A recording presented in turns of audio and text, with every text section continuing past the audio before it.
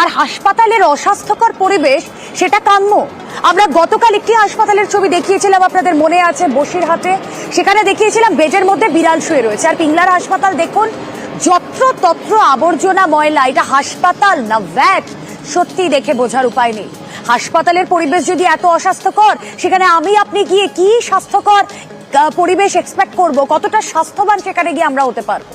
যে ছবি আপনারা দেখতে পাচ্ছেন পিংলার হাসপাতালের বাইরে থেকে ওয়ার্ড সর্বত্রই আবর্জনা, ময়লা। এবং আপনাদের মনে থাকবে, আমরা আরামবাগে একটা ছবি দেখিয়েছিলাম যেখানে হাসপাতাল চত্বরে রাত 10টায় তালা পড়ে যেত, আর এখানে রাত 10টা অব্দিও সময় নিচ্ছেন না তারা।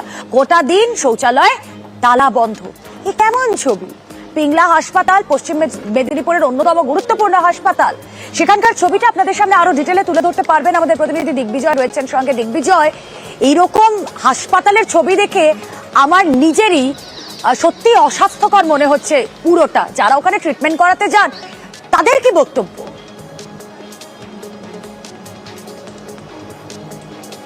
দেখো, ইতিমধ্যে এই ঘটনা নিয়ে আমরা যখন বিএমএইচ এর সঙ্গে বারবার যোগাযোগ করি, সেখানে কিন্তু কোনো রকম তার কাছ থেকে আমরা কোনো উত্তর পাইনি। একের পর এক ফোনে রিং হয়েছে।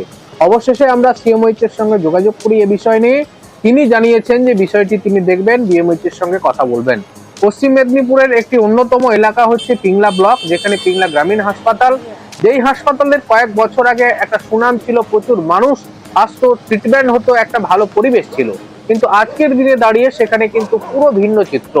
হাসপাতাল চত্বরে নোংরা আবর্জনায় ভর্তি, মেল ওয়ার্ড থেকে শুরু করে শৌচালয়, সেগুলোও কিন্তু অপরিষ্কার, জল জমে আছে। এবং পানীয় জলের যেখানে ব্যবস্থা রয়েছে সেখানেও বিড়ির যে বিড়ি, পোড়া বিড়ি, সেটা পড়ে আছে। অর্থাৎ সার্বিকভাবে মিলিয়ে কিন্তু পিংলা গ্রামীণ হাসপাতালের অবস্থা খুবই খারাপ, অস্বাস্থ্যকর। এলাকাবাসী এবং রোগীদের পরিজনরা তারা জানাচ্ছেন যে তারা বারবার বিভিন্ন জায়গায় জানিয়েছেন, হাসপাতাল কর্তৃপক্ষ একেবারেই আমরা সেই ছবিটাই দেখছি। আর স্থানীয়রা তারা বলছেন এই হাসপাতালে যেহেতু ট্রিটমেন্ট করার মতো কোনো জায়গা নেই, তাই রোগী এলেই রেফার করে দেওয়া হয়। এবং সিএমওএইচ তিনি কি বলছেন, দুটো বক্তব্য ব্যাক টু ব্যাক। অবস্থা খুবই খারাপ, অনেক কিছু নেই, কিছুই নেই এখানে। রুগী আসলে সঙ্গে সঙ্গে রেফার হয়ে যাচ্ছে। এক ওই ফাটা ফুটা হয়ে আছে, কোন রকম চলছে। নোংরা আবর্জনা, হ্যাঁ, প্রচুর প্রচুর, 4 সাইডে নোংরা ভর্তি, বাউন্ডারির ভিতরেও নোংরা। পরিষেবা ভালো পায়নি মানুষ। ওই আউটডোরটা চলছে, বুঝতে পারছেন। ইমার্জেন্সি রুগী আসলে সঙ্গে সঙ্গে এফার, সেরকম কোনো ডাক্তারবাবু রিস্ক লাইনি যে রুগী ভর্তি রাখবে।